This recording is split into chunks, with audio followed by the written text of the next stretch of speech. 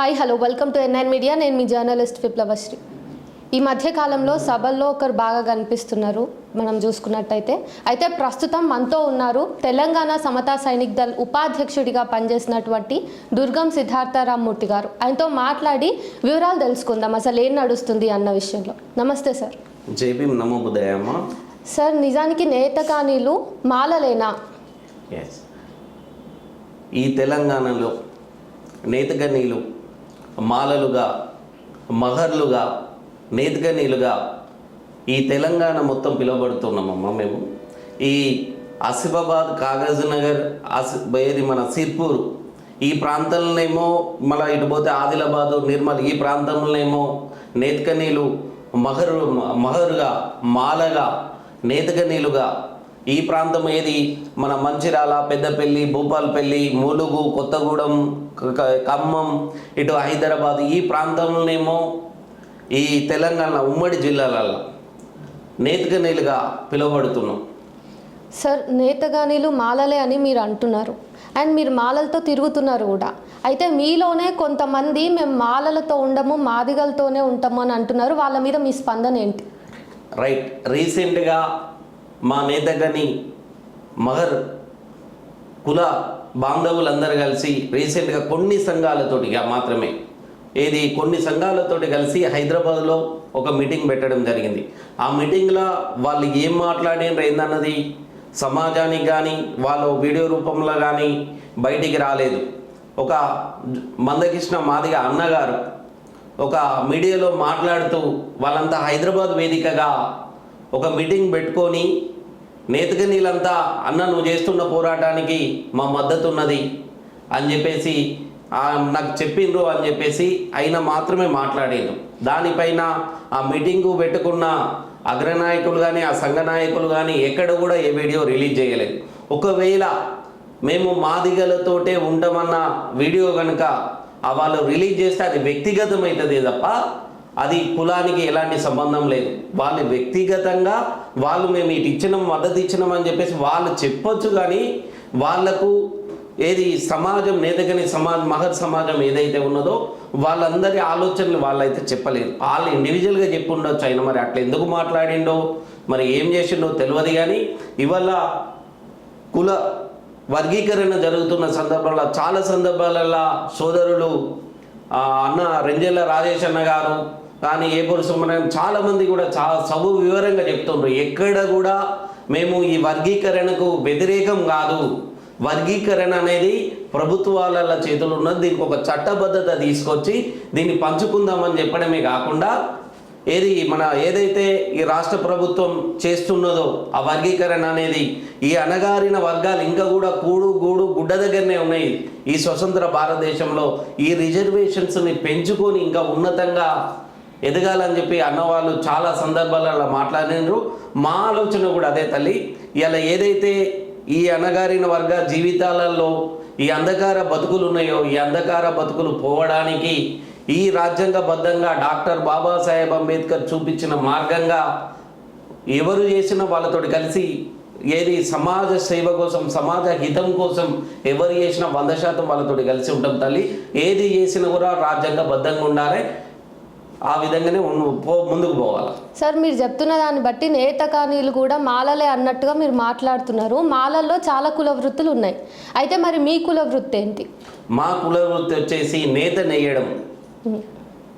ఈ సమాజానికి ఈ అండరాని అణగారిన వర్గాలకు నేత నేసి బట్టలు అందించిన ఘనత మాది, ఆ చరిత్ర మాది. మా తాత ముత్తాతలు ఆ విధంగా చేసిండ్రు. కొంతమంది నీరటిగా, సుంకరిగా, ఈ విధంగా ఏదేదైతే అప్పుడున్న ఊర్లో ఉన్న పరిస్థితులు తలారిగా అప్పుడున్న పరిస్థితులను బట్టి ఆ ప్రాంతంలో మాది ఏదైతే ఉన్నదో మా కర్తవ్యంని మేము అప్పుడు నిర్వర్తించినాం. ఆ విధంగానే ముందుకు పోయినాం. అందరితోటి కలగలిపి అన్నదమ్ముల్లాగా ఈ కుల మతాలు లేకుండా, హెచ్చుతగ్గులు లేకుండా అందరితోటి సరిసమానంగా అందరితోటి ఆ అన్నదమ్ముల్లాగా కలిసి ఉన్నాం.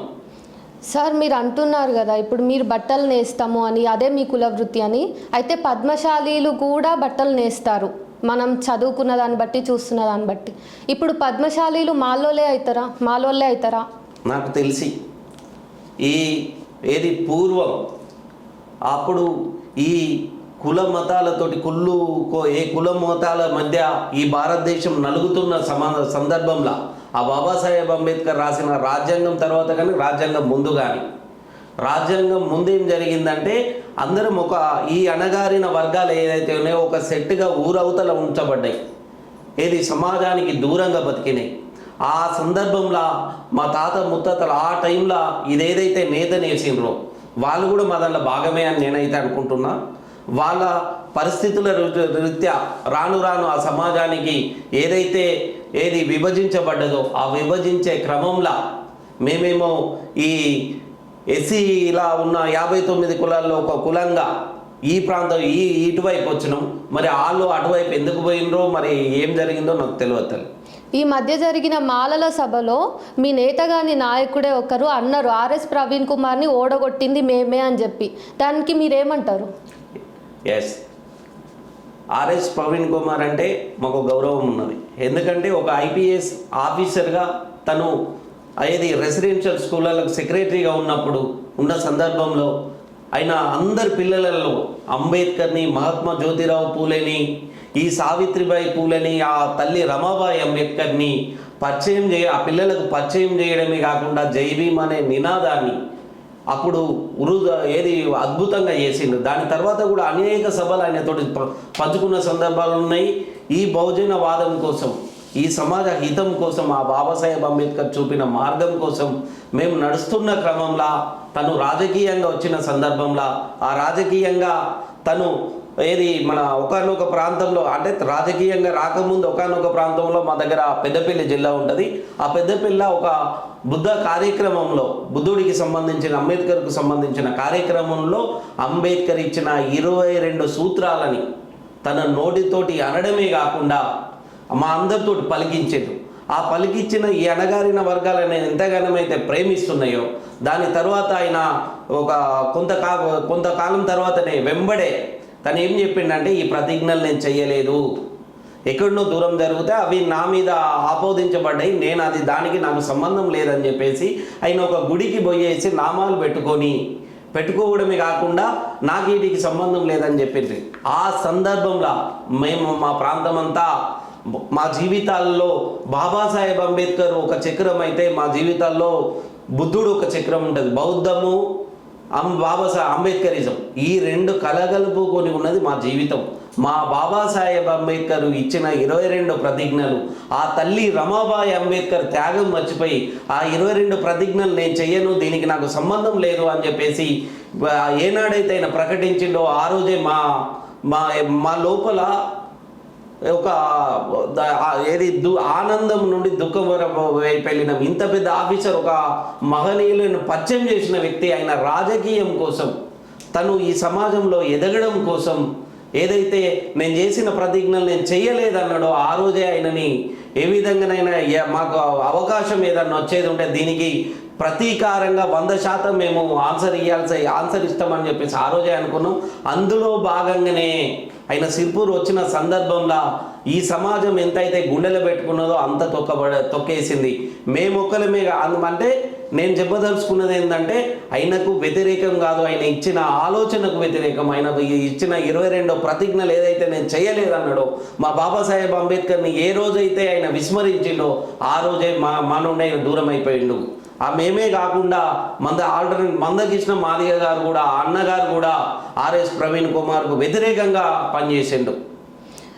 అయితే మీరు పలు సందర్భాల్లో సభలలో చూసినప్పుడు పంచశీల కండువా కప్పుకున్నారు. మీరు బుద్ధిజంను బయట ప్రమోట్ చేయాలని చూస్తున్నారా? 100% చేస్తాం. మా తండ్రి బాబాసాహెబ్ అంబేద్కర్ గారు 1956లా ఈ అణగారిన వర్గాలలో స్వేచ్ఛ, సమానత్వం, సౌభ్రాతృత్వాన్ని నింపడమే కాకుండా ఆ సమానత్వం, స్వేచ్ఛ కోసం అది మాకు ప్రసాదించిండు. మా ప్రాంతం నుండి బాబాసాహెబ్ అంబేద్కర్ గారితో మా తాత ముత్తాతలు నడిచిండ్రు. ఆయన కాల్ చేస్తుండే, ఆయన ఏదైతే ఆ కాలంలో లెటర్ రాస్తుండే వాంకిడి ప్రాంతం కానీ, సిర్పూర్ కానీ, కాగజ్ నగర్ కానీ, ఆదిలాబాద్ కానీ ఈ ప్రాంతానికి తను అప్పుడు కాల్ఫర్ చేస్తే మా తాత ముత్తాతలు ఆయనతో నడుస్తుండే. ఆయన తీసుకున్న బౌద్ధం మా జీవితాల్లోకి వెలుగులు నింపింది. మా జీవితాల్లో వెలుగులు నింపడానికి ఆ బౌద్ధం, మా పంచశీలాలు ఏదైతే ఉన్నదో మా జీవితంలో అది భాగం. కాబట్టి మా మంచైనా చెడైనా ఏదైనా కూడా బౌద్ధంతో మా జీవితం ముడిపడి ఉంటుంది. ఆ బాబాసాహెబ్ అంబేద్కర్ ఇచ్చిన ఆ చూపిన మార్గమే మా జీవితాల్లో వెలుగులు నింపింది. ఆ మార్గంలో మేము చివరి శ్వాస వరకు ఈ నేతగాని మహర్ మాతో కలిసి వచ్చే ప్రతి కుల సంఘాలు కానీ సామాజిక సంఘాలు కానీ ప్రతి ఒక్కరిని కలుపుకొని పోవడమే కాకుండా మేము చేసే కార్యక్రమాల్లో మా కార్యక్రమము బాబాసాహెబ్ అంబేద్కర్ బుద్ధుడికి క్యాండిల్ వెలిగించి వాళ్ళకు నివాళులు అర్పించే ముందు పంచశీల జెండా ఎత్తే ముందు మేము బుద్ధ వందన చేసిన తర్వాతనే మా కార్యక్రమాన్ని మొదలు పెట్టుకుంటాం. మీరు ఎన్ని మాట్లాడినా కానీ ఇప్పుడు నేతకానీలు మహర్లా లేకపోతే మాలలా అన్న దగ్గరనే ప్రశ్న ఆగుతుంది. అసలు ఎవరు మీరు ముందు? మేమందరం ఒకటే. అట్లాగే ఈ 59 కులాలు కూడా అందరం సరిసమానంగా బాబాసాహెబ్ అంబేద్కర్ చూపిన అప్పుడు షెడ్యూల్ క్లాసెస్ ఏదైతే ఉన్నదో మేమంతా ఒకటే అన్నదమ్ముల్లాగా కలిసి మా హక్కులను సాధించుకోవడానికి ముందుకు పోవాల్సిన వాళ్ళం. అయితే తొందరలో కేవలం నేతగాని మహర్లు మాత్రమే కలిసి ఒక సభ పెట్టబోతున్నారు అనే మాటలు వినిపిస్తున్నాయి. దానికి మరి మీరు ఏమంటున్నారు? ఇప్పుడు కొంతకాలంగా మాది అన్నలు మీటింగ్ పెట్టుకున్నారు. దాని తర్వాత మొన్న మాలల సింహ గర్జన జరిగింది. దాని తర్వాతనే మా సమాజాన్ని మేము చైతన్యం చేసుకోవడానికి మా నేతగాని మహర్ కులాన్ని చైతన్యం చేసుకొని ఆ బాబాసాహెబ్ హక్కులని కాపాడుకోవడానికి ఆ రాజ్యాంగాన్ని కాపాడుకోవడానికి 100% మేము కూడా పెద్ద ఎత్తున మీటింగ్ పెడతాం. పెద్ద ఎత్తున మా కులాన్ని చైతన్యపరిచి ఆ రాజ్యాంగ హక్కుల దిశగా అడ్డుకునే దిశగా 100% ముందుకు పోతాం. ఎవరి కులం కోసం వాళ్ళు ఎవరి హక్కుల కోసం వాళ్ళు వాళ్ళ కులాన్ని చైతన్యపరుచుకొని వాళ్ళ హక్కుల కోసం గర్జించడంలో ఎలాంటి తప్పులేదు. ఎలా ఆ విధంగానే మాదిగన్నలు పెట్టుకున్నారు, మాలన్నలు పెట్టుకున్నారు. మిగతా 57 కులాలు ఏవైతే ఉన్నాయో ఆ కులాలు కూడా చైతన్యపరుచుకొని చైతన్యం కోసం 100% వాళ్ళ మీటింగ్లు పెద్ద ఎత్తున పెట్టుకోవాలి. ఆ సమాజాన్ని అంతా కదిలించుకొని ఆ సమాజం అంతా తరలించుకొని హైదరాబాద్ వేదిక కానీ ఇంకో వేదికగా కానీ పెద్ద ఎత్తున మీటింగ్ పెట్టుకొని వాళ్ళ ఏదైతే వాళ్ళ గావన్నో వాళ్ళ దుర్భరమైన జీవితాలు ఉన్నాయో వాళ్ళ హక్కులు ఏవైతే ఉన్నాయో ఆ హక్కుల కోసం 100% మీటింగ్ పెట్టుకొని అందరు ఐక్యంగా పోరాడి వాళ్ళ హక్కులు సాధించుకునే దిశగా ప్రతి ఒక్క సంఘం పోవాలని చెప్పేసి కోరుతున్నాం. మీరు ఇంతకుముందు మాట్లాడిన మాటలలో అందరు ఒకటే అని అన్నారు. ఇంతకు మీరు మాలల సంఘంలో ఏమన్నా ఉన్నారా, మాదిగల సంఘంలో ఏమన్నా ఉన్నారా? మేము మాలల సంఘంలో లేము, మాదిగల సంఘంలో లేము. అట్లా అని చెప్పి మా సంఘంలోనే మేము ఉన్నాం. ఇప్పుడు ఏమైపోయిందంటే ఈ వర్గీకరణ పంచాయతీ వల్ల మాలలుగానే విభజించబడ్డారు, నేతకనీలుగా మాదిగలుగా వీళ్ళందరి మధ్యలో ఉన్న సంబంధాలు చెడిపోయి ఏమైపోతున్నాయి అంటే వీళ్ళందరి దగ్గర నీడు నావోడు కాదు కదా, ఈడు నావోడు కాదు కదా, అన్నదమ్ముల్లాగా కలిసి ఉండే సందర్భము లేకుండా ఒకరినొకరు దూషించుకునే రోజులు వచ్చినాయి. అలాగనే ఈ మాలలు కానీ మాదిగలు కానీ బాగా చైతన్యమైన వ్యక్తులు వీళ్ళు ముందుండి పోరాటం చేసి మిగతా ఏదైతే 57 కులాలు ఉన్నాయో వాళ్ళందరికీ ఒక పెద్దన్న పాత్రగా పోషించి ఎవరికి ఏమేమి కావాలనో వాళ్ళ స్థితిగతులు ఏందో ఆ అధ్యయనం చేసిన వ్యక్తులుగా ప్రతి గ్రామము ఊరు తిరిగిన వ్యక్తులు వాళ్ళకు ప్రతి ఒక్క జీవితాలు తెలుసు వాళ్ళకు. కాబట్టి వాళ్ళందరికీ వర్గీకరణలో అంటే వర్గీకరణ అంటే మాలలకు మాదిగలకు సంబంధించింది కాదు. ఈ షెడ్యూల్ క్లాసెస్లో ఏదైతే ఎన్ని కులాలు ఉన్నాయో అన్ని కులాలకు సంబంధించింది. ప్రతి ఒక్క కులానికి న్యాయం జరగాల. మొన్న ఒక సందర్భంలో అన్న మాట్లాడుతూ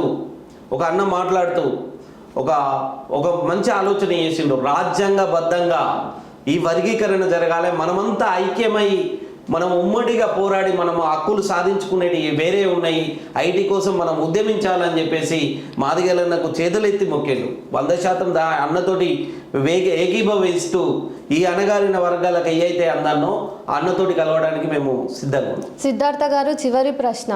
ఇప్పుడు వర్గీకరణ మాలమాదిగల పంచాయతీ లాగానే బయట పోట్రే అవుతున్న నేపథ్యంలో మీరు నేతకానీలకు రిప్రజెంటేటివ్గా బయటికి వస్తున్నారు కాబట్టి అసలు మీ ఓన్ కమ్యూనిటీలో వర్గీకరణ మీద ఎట్లా ఉంది అభిప్రాయం? నిజానికి మాది చైతన్యం అంటే కొంతమంది చదువుకున్న వాళ్ళు ఉన్నారు, ఇంకొంతమంది కొంత ప్రాంతాలలో ఉన్నారు, అజ్ఞానంలో ఉన్న సమాజం మాది. ఎందుకంటే బాబాసాహెబ్ అంబేద్కరిజం తెలుసు మాకు, అంబేద్కర్ తెలుసు, బుద్ధుడు తెలుసు, ఇంతవరకే మాకు తెలుసు. ఈ హక్కుల కోసం ఏదైతే ఉన్నదో ఇప్పుడు ఏ స్టాండ్ చెప్పలేని పరిస్థితులలో ఉన్నాం. 100% వర్గీకరణ జరగాల్సిందే, అది రాజ్యాంగబద్ధంగా జరగాల. ఏదైతే ఈ సమాజానికి అందాలను అవి 100% అందాల్సిందే. ఇంకోటి ఏంటంటే చైతన్యపరచడానికి మా మీటింగ్ పెడుతున్నాం హైదరాబాద్ వేదికగా. ఇంతవరకు మా కమ్యూనిటీలో మీటింగ్ జరగాలి ఈ నేతగని మహర్లలో. ఈ వర్గీకరణకు సంబంధించైనా సరే కానీ ప్రతి కులంలో చలనం వచ్చింది. ఆ చలనంలో భాగంగానే మా కులాన్ని కూడా చైతన్యం చేయడానికి ఈ వర్గీకరణకు అనుకూలమా వ్యతిరేకమా 100% అనుకూలమే. ఎందుకంటే వర్గీకరణ అనేది రాజ్యాంగబద్ధంగా జరగాలి, అంబేద్కర్ చూపిన మార్గంలో జరగాలి. కాబట్టి 100% మా కులాన్ని మేము చైతన్యం చేసుకుంటాం. వర్గీకరణ అనగానే మాదిగ పంచాయతీగా మారిపోయింది. ఏమైపోయిందంటే ఒకవేళ వర్గీకరణ కనుక ఈ కేంద్ర రాష్ట్ర ప్రభుత్వాలు చేస్తే ఇప్పుడు ఎట్లా ఈ 59 కులాలు ఏదైతే ఉన్నాయో ఈ ఎన్ని విధాలుగా పంచుతారు? ఒకవేళ రెండు భాగాలుగా పంచుతారా, 4 భాగాలుగా పంచుతారా? 4 భాగాలుగా పంచితే వాళ్ళ కింద ఉపకులాలు ఉంటాయి, వీళ్ళ కింద ఉపకులాలు ఉంటాయి, వీళ్ళ కింద ఉపకులాలు ఉంటాయి. వాస్తవానికి మాదిగలలో ఇంటలెక్చువల్స్ ఉన్నారు, ప్రొఫెసర్లు ఉన్నారు, ఐఏఎస్లు ఉన్నారు, ఐపీఎస్లు ఉన్నారు, కేంద్ర మంత్రి ఉప ప్రధాని చేసిన వాళ్ళు ఉన్నారు. అట్లాగే మాలలలో కూడా ఉన్నారు, సీఎం మిగతా అన్ని 2 కులాలలో కూడా ఉన్నతంగా ఎదిగి ఉన్నారు వాళ్ళు. ఈ ఏదైతే 57 కులాలు ఉన్నాయో వీళ్ళు ఇంకా గుడ్డ దగ్గరనే ఉన్నాయి. వాస్తవానికి రిజర్వేషన్ కావాల్సింది 57 కులాలకు కావాలా.